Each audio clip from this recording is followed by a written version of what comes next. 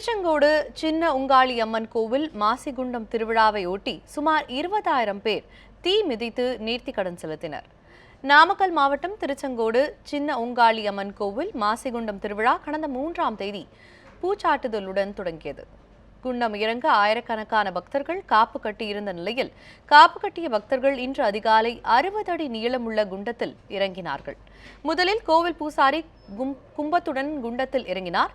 பின்னர் குழந்தைகள், பெண்கள் என பல்லாயிரம் பேர் தீகுண்டம் இறங்கி தங்கள் நேர்த்திக்கடனை செலுத்தினர்.